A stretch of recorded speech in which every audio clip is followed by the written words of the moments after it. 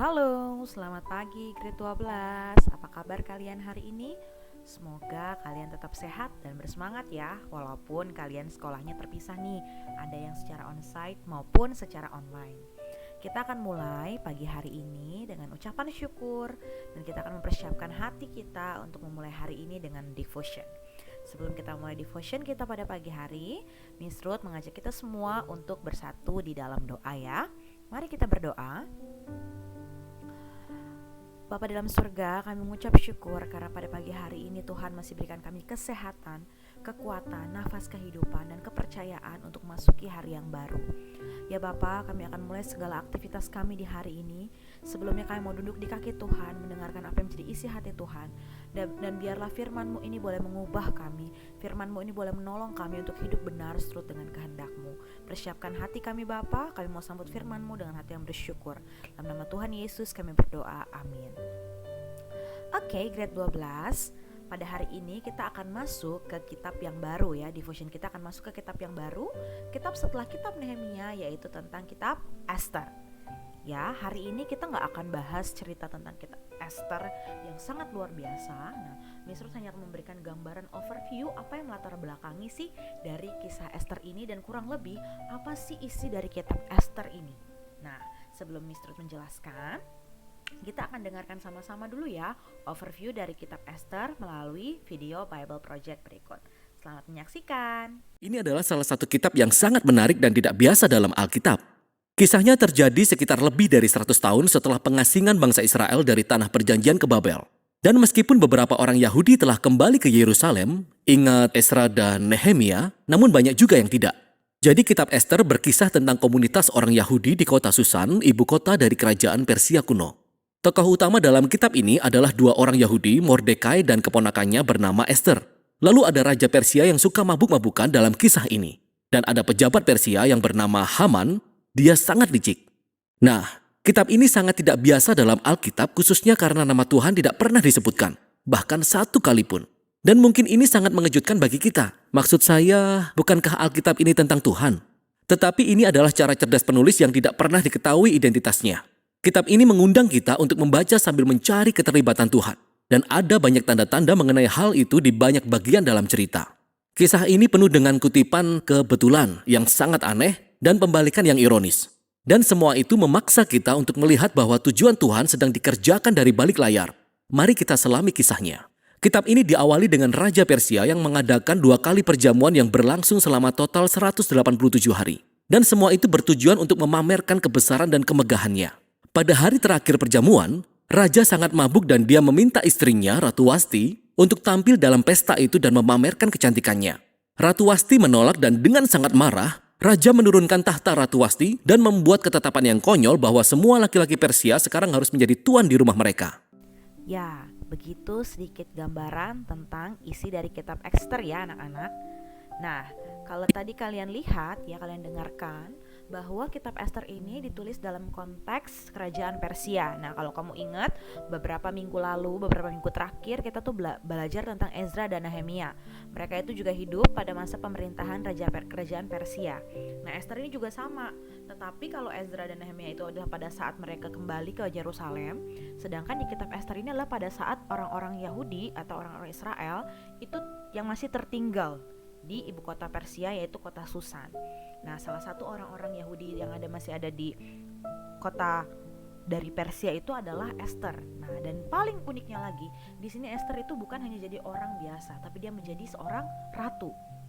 Nah, tapi ya cara Esther untuk menjadi seorang ratu, ya nanti itu akan dibahas di pasal yang kedua ya, itu sangat aneh, sangat lucu ya. Kalau kamu baca ya di kitab Esther pasal yang pertama, ya Miss tidak akan kita baca semuanya karena begitu panjang ya.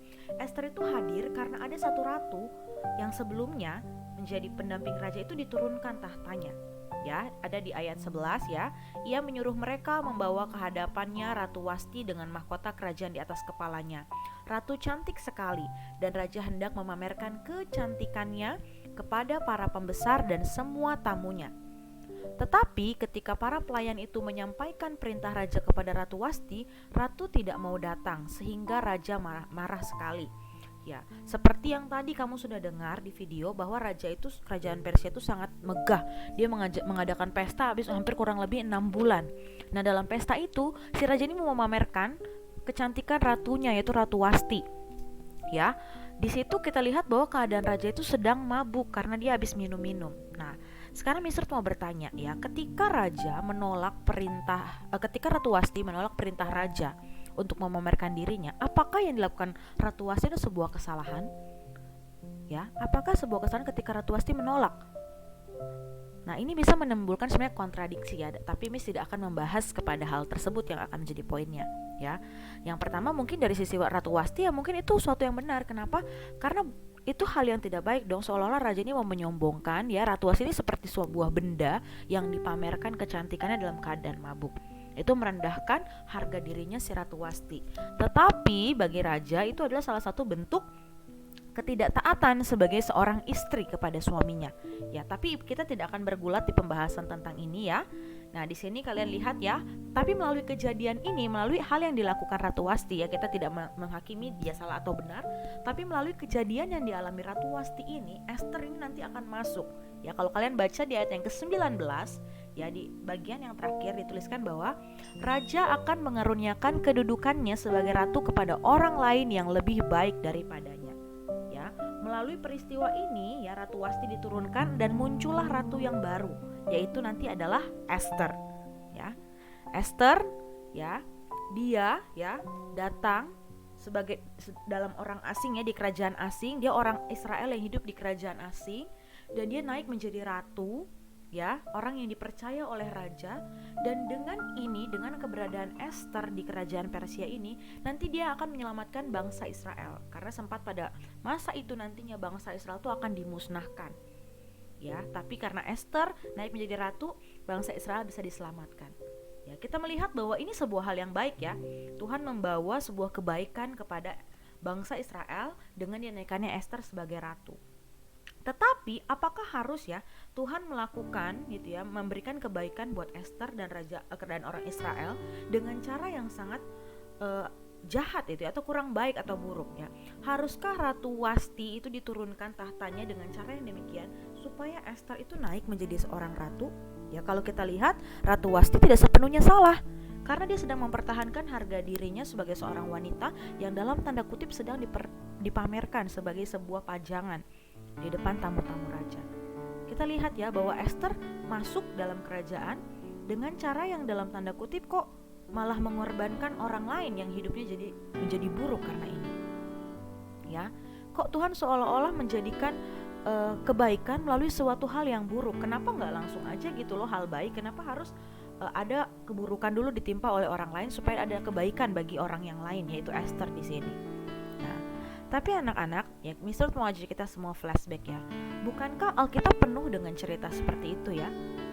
Cerita yang menunjukkan mengapa sih Allah tuh seolah-olah memakai hal yang buruk untuk mendatangkan hal yang baik tadi ya. Hal yang buruk ditimpa Ratu Wasti untuk mendatangkan hal yang baik bagi Esther. Kenapa ya seolah-olah Tuhan tuh bekerjanya dengan cara yang seperti itu? Ya, kalau kita flashback, Alkitab tuh penuh dengan cerita yang demikian. Contoh ya, semua kita pasti tahu ceritanya Yusuf ya. Dan ini ayat sangat terkenal sekali ya di Kejadian 50 ayat 20 ya. Memang kamu telah mereka-rekakan yang jahat terhadap aku, tetapi Allah telah mereka-rekakannya untuk kebaikan dengan maksud melakukan seperti yang terjadi sekarang ini, yakni memelihara hidup suatu bangsa yang besar. Ini menimbulkan pertanyaan buat kita ya. Haruskah Allah memelihara hidup bangsa Israel pada masa itu dengan memberikan hal yang buruk dulu bagi hidupnya Yusuf? Harus dijual oleh saudaranya, harus difitnah oleh tante Potifar ya untuk memelihara hidup suatu bangsa? Ya, seringkali pertanyaan ini muncul bagi kita ya. Mengapa sih Allah tuh seolah memakai hal-hal yang banyak yang buruk gitu ya, supaya hal yang baik tuh bisa muncul? Kenapa nggak langsung aja hal yang baik aja, nggak perlu ada hal yang buruk dulu dalam kehidupan untuk mendatangkan hal yang baik? Nah, sebenarnya di sini ya kita harus belajar untuk mengubah perspektif kita. Kita seringkali seperti tadi bertanya-tanya, Tuhan kenapa begini, kenapa begitu, kenapa nggak langsung aja begini, kenapa nggak langsung aja begitu ya. Seringkali kita memaksa Tuhan untuk memakai caranya kita ya, padahal kita itu sangat terbatas ya. Padahal kita tuh sangat terbatas ya. Kita sebagai manusia hanya bisa melihat secara apa yang ada di sekeliling kita. Ya, kita hanya bisa melihat present ya. Kita tidak seperti Tuhan yang bisa melihat sesuatu tuh dari atas. Ya, dia bisa lihat timelinenya, ya, past, present, and future. Sedangkan kita hanya bisa melihat sesuatu tuh secara present, ya. Oleh karena itu, sudut pandang kita itu yang seringkali membuat kita melihat sesuatu tuh buruk, gitu ya, tidak baik. Ya, karena kita hanya bisa melihat pada konteks presence, ya. Dan di sini berarti Tuhan mengajak kita untuk mengubah perspektif kita sebenarnya. Dan sebenarnya dari cerita ini kita mau melihat ya, kita mungkin terlalu sering melihat hal yang negatif. Kenapa sih Tuhan halnya buruk, halnya tidak mengenakan, hal ini menyusahkan ya, atau membuat kita menjadi susah, menjadi nggak enak gitu ya. Ya seringkali kita terfokus di sana karena perspektif kita selalu ada di sana. Nah, tapi melalui firman Tuhan hari ini, Misut mau ajak kita semua ya untuk mengubah perspektif kita ya. Harusnya kita bisa melihat bahwa ternyata ya dalam hal buruk atau sulit pun ya kita lihat ternyata Allah itu bekerja di dalamnya. Ya seperti yang tadi kalian lihat di video Bible Project ya, bahwa di kitab Esther tuh bahkan nama Tuhan tidak dituliskan. Tapi di dalam cerita di kitab Esther nanti akan penuh dengan bagaimana Tuhan bekerja di balik layar. Sama ya, seringkali kita hanya bisa lihat yang surface, permukaan itu buruk ya. Tapi ternyata ya Tuhan pun dapat turut bekerja di dalam hal yang buruk itu. Ya. Makanya nantinya mendatangkan kebaikan ya.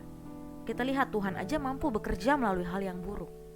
Nah, bukankah dalam hal hidup ini tidak selalu hal buruk ya? Kalau dalam hal buruk aja Tuhan mampu bekerja ya, Tuhan ada di sana, bagaimana dengan hal-hal baik atau yang mudah? Bukankah Tuhan pasti jauh lebih mampu? Nah, harusnya perspektif kita tuh diubah seperti ini ya. Jangan hanya dilihat surface-nya aja, ini buruk, ini tidak mengenakan. Tapi kita harus lihat bahwa ternyata di dalam hal buruk ini pun Tuhan bekerja di dalamnya. Ya. Sehingga sangat mengamini ayat firman Tuhan ini ya di Roma 8 ayat 28 ya, bahwa Allah itu turut bekerja dalam segala sesuatu. Ya. Kalau kita ngomongin all things ya, all berarti itu tidak hanya yang good, tapi it's also the bad things. Ya. Allah bekerja dalam semuanya. Untuk apa? Untuk mendatangkan kebaikan bagi kita. Nah, mungkin kita belum bisa melihat ya. Karena apa? Karena kita terlalu narrow ya, pikirannya terlalu selfish, aku. Atau kayak tadi Amis bilang, kita hanya bisa melihat yang present. Ya. Sedangkan Tuhan tuh melihatnya dari atas. Kalau kita lihat dari atas, pasti kita bisa lihat sesuatu dengan keseluruhan ya. Beda ketika kamu melihat di lantai dasar dan ketika kamu melihat dari lantai 3. Pasti pemandangannya berbeda. Nah, Tuhan tuh memandang dari lantai 3. Dia memandang tuh secara whole. Sedangkan kita tuh memandang secara particular. Ya. Makanya kita hanya bisa melihat sesuatu tuh secara bad good gitu. Kita nggak bisa melihat sesuatu lebih komprehensif.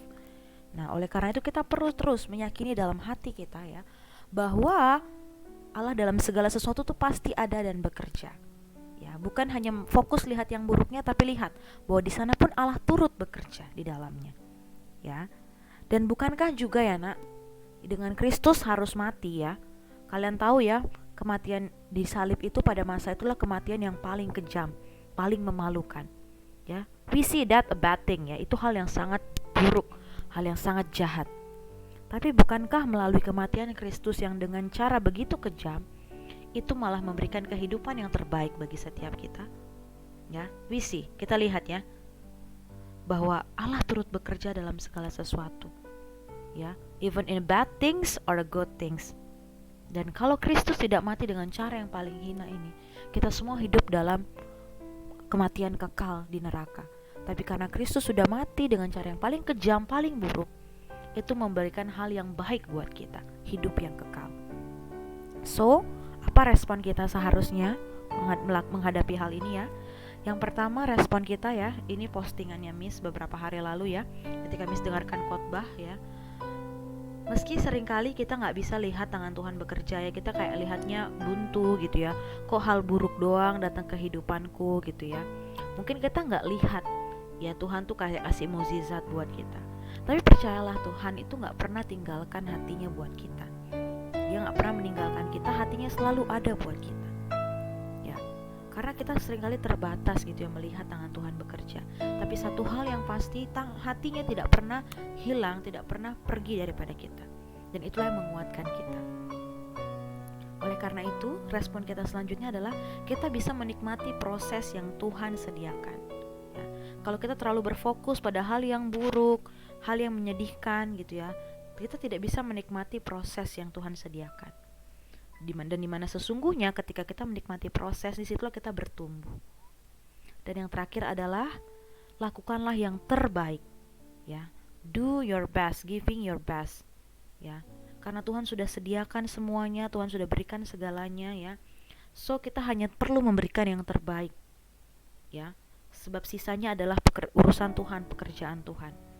Nah, pastikan kita lakukan yang menjadi bagian kita, sehingga ketika nanti Tuhan datang, kita sungguh-sungguh menjadi hambanya yang setia, ya, hamba yang bisa dipercaya. Sehingga dalam hidup ini kita tidak hanya menjadi orang-orang yang self-pity, orang-orang yang mengasihani diri sendiri, yang hanya melihat hal yang buruk, tapi kita bisa menjadi orang-orang yang punya perspektif yang berbeda. Kita bisa melihat hal yang baik, dan kita bisa lebih bersyukur, ya, karena kita tahu bahwa Allah turut bekerja dalam segala sesuatu. Even kita belum melihat hal itu baik sekarang, tapi kita percaya Allah turut bekerja di dalamnya. Ya, apapun pergumulanmu saat ini, ya, Allah turut bekerja di dalamnya. Nikmati prosesnya, berikan yang terbaik, sebab hati Tuhan selalu ada buat kamu. Dan nanti upah itu adalah bonus. Yang pasti adalah kamu bertumbuh.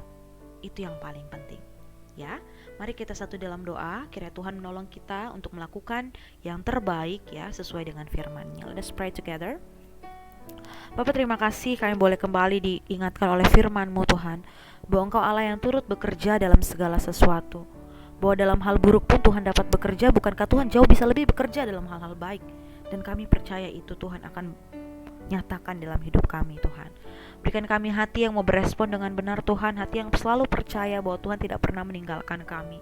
Hati yang mau menikmati proses yang Tuhan sediakan. Dan hati yang mau terus memberikan yang terbaik dalam hidup ini, Tuhan.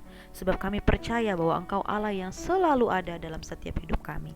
Berkati anak-anak-Mu Tuhan, anak-anak kelas 12, baik yang sekolah secara onsite hari ini maupun yang sekolah secara online. Kiranya Tuhan berikan mereka fokus, konsentrasi, dan semangat, sehingga mereka boleh mengikuti pembelajaran dengan baik, dengan optimal.